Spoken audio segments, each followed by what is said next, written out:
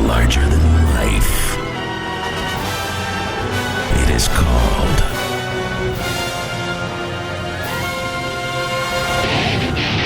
Texas high school football. Only one show can bring the greatest sport from the greatest state into focus. Lone Star Gridiron.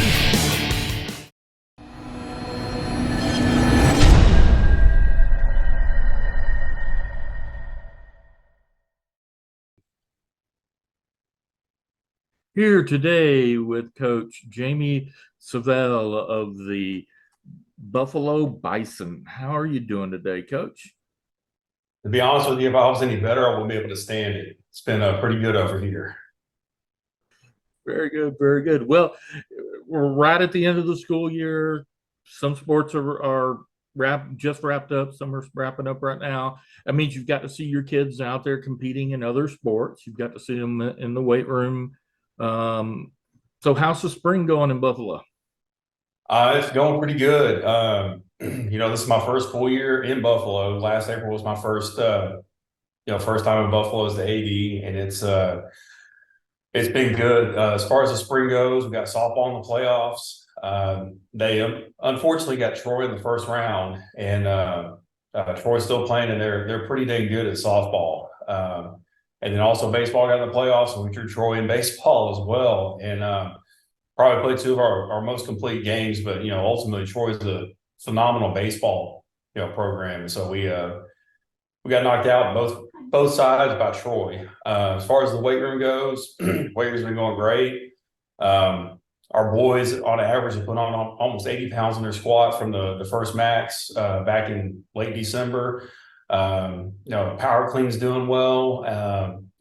Track season went, I would say, moderately well this year. We had a bunch of young kids running track this year that had never run track before. So one of our focal points has been trying to get more kids out to do track, not necessarily because they're real fast kids, but just getting them to compete to make sure they're getting better for every other sport that they do.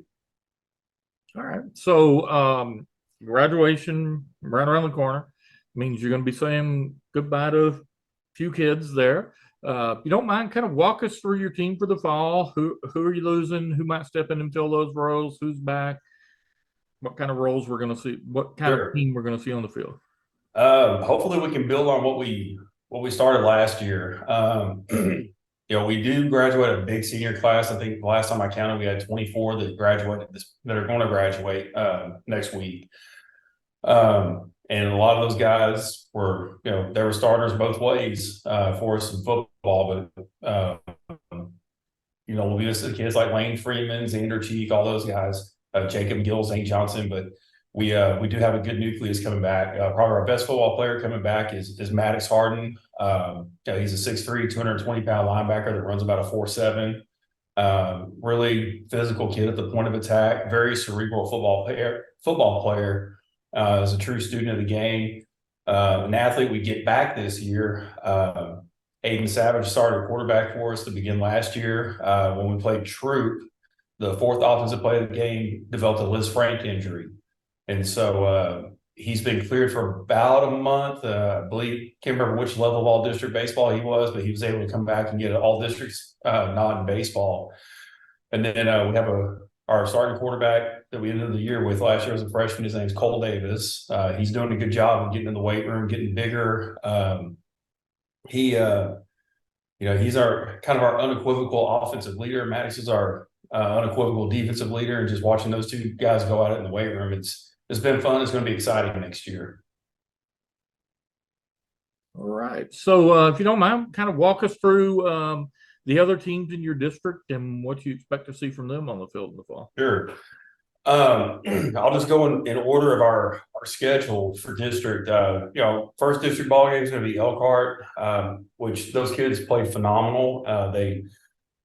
My hat goes off to Coach Good and his staff last year for being able to be competitive on the varsity level with 18 kids dressed out.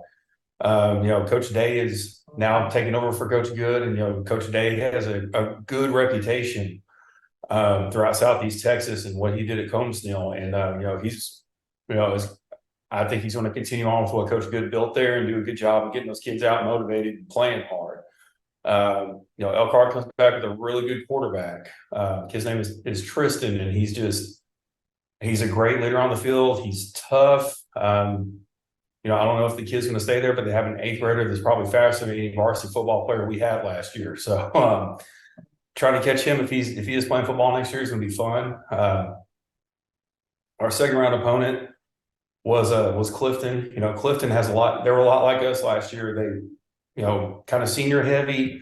They're going to have a lot of holes to replace, but Coach Finney's doing a good job of installing his system. I've seen some of his kids at track meets, and you can tell that those kids are heavily invested in the weight room. Third round opponent is Rogers. Rogers is what Rogers is. They're just tough kids that you talk to Coach Roden over there, their AD, he questions what's going to happen next year. And he just kind of reloads more than anything. And so, that one, we're hoping for another dogfight with that. Next to last opponent is Florence. I know Coach Bridges he's left there. I have not heard any kind of word on what direction they're going, whether they started interviews or anything. So if you can give me an inside scoop, I'd really appreciate that. But they got some young kids that are going to come up with Florence that are going to be salty. And then we close our year with Lexington, and Lexington graduated probably the best athlete in our district, but as good as he was, that freshman class that they had this year, next year's sophomore class is probably the most talented group of individuals I've ever seen at this level. All right, so let's take a step back and take a real big view here. You've been around coaching for a little while. You've seen the way things have been evolving recently. What would you say the biggest challenge facing Texas high school athletics in Texas right now is? Oh, the biggest challenge. I would say parents that don't push their kids outside. I know we have a massive coaching shortage. I know we have an official shortage. But realistically, my generation, a little bit below that, we've had a group of parents overall that haven't really pushed their kids to go outside, do those things, learn how to grind through those things. I'm part of that video game generation myself, where it's just easier to hit reset than it is to push through something and grind through something. So I would say that's the biggest challenge facing us, because it's no lie, the numbers in football are starting to drop. Even across the state, the numbers in basketball and baseball are starting to drop as well. And I'll say a positive of that is we have more kids that are going to college doing video games and technology type stuff than we've ever had. So, I mean, it's really a two-edged sword when you look at things. And if you want to get down to the nitty-gritty of it, if we're looking at what's best for kids, we have to be supportive for those kids as well. I'll say another challenge that we're facing is the fact that we have some frustrating things going on with TEA, some of the legislation that's going on. And I read on Twitter yesterday some of the proposed things where essentially we might get $90 more per kid to spend in one school year. And I've got kids in the school system, and I'll say this about Buffalo. Buffalo fights scratches, kicks, bites, whatever they have to do for kids. But I've been in school districts across the state that have had to struggle to make ends meet because they don't have the community support that everybody has. And that's where, I really feel like TEA is having a little disconnect on pushing testing over kids. And so I really wish that all the things that our Texas state legislators talk about, they would actually come spend some time with us instead of just blowing us off. Very good. Well, now let's go from big picture down to little picture and try and learn a little bit about Jamie Savell. What would you say your number one guilty pleasure is? Oh, it's definitely Bang energy drinks. Instead of the kids here, they tell me I'm gonna die whenever I'm 42, 45. So it's if that's the case, I got a few more years to live. But that's probably my guiltiest thing. My next guiltiest thing is granola bars. I mean, we keep them around the field house. It's real easy for me to grab one since I'm buying them most of the time myself. But yeah, most definitely it's going to be Bangs. All right. Well, thank you very much for your time today, Coach.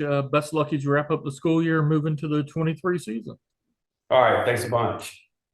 And for our viewers, right down below, if you like this video, hit the like button. It really helps with the algorithm on YouTube. And get this video in front of more people.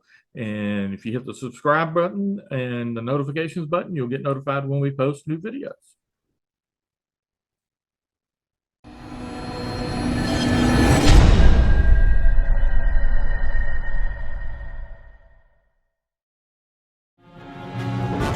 Gridiron Warriors take the field in an epic battle that is larger than life.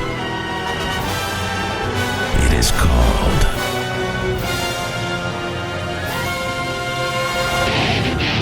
Texas High School Football. Only one show can bring the greatest sport from the greatest state into focus. Lone Star Gridiron.